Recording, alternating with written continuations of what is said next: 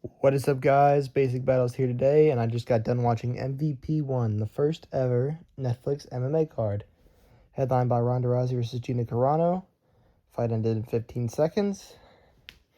To be honest, I didn't come into this card with very high expectations. It was Francis Ngannou with a gimme fight, Mike Perry against human punching bag Nate Diaz, who's old and washed, and Mike Perry's an MMA fighter. I mean, he's not an MMA fighter. He hasn't been for years. He's a bare-knuckle boxer. Ronda Rousey's been gone for over a decade. Gina Carano's been gone for over getting close to 2 decades until this fight. And every single fight went about how I expected. It was like a Bellator card on steroids. That's what it felt like. You had Big John Refit and you had Mauro Ronaldo on the call. But to be honest, with the low expectations, it did exceed them, honestly. Like I said, it was very predictable. Ronda subbed her very easily. Like, she did all of the cans that she fought earlier in the UFC. She's just, all it takes is just a little bit of grappling talent, and definitely has that, for sure. Almost makes you wonder why she stopped doing it.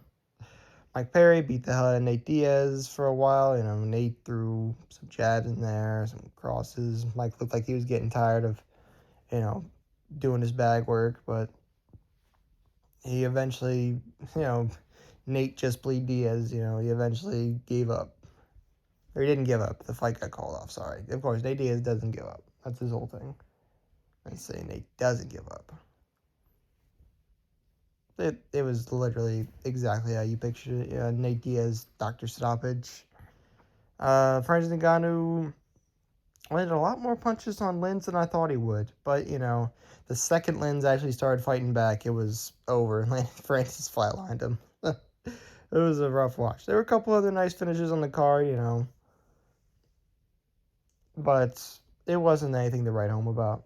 It was just a fun little card, fun little doohickey. I don't know how many of these they can do, considering the arena looks pretty empty, so I don't know how much of a gate they made. They probably had a lot of viewers because, big names. Everybody has Netflix, there was not really much MMA on the night, so everybody in that world was probably watching. Obviously, there was a fight night, but, it didn't really... So many people double screen nowadays.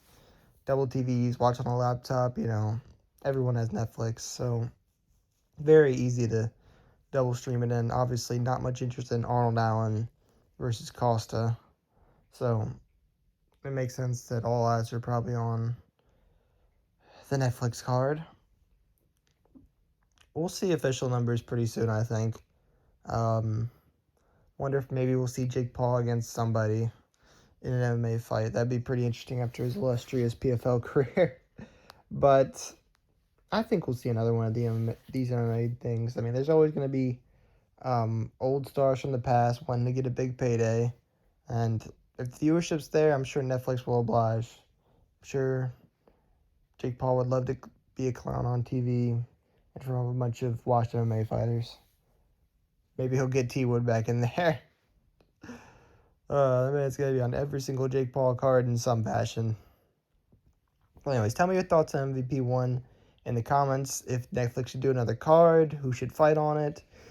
If you're impressed by any of the performances you saw tonight. Thank you guys for watching. Have a good one.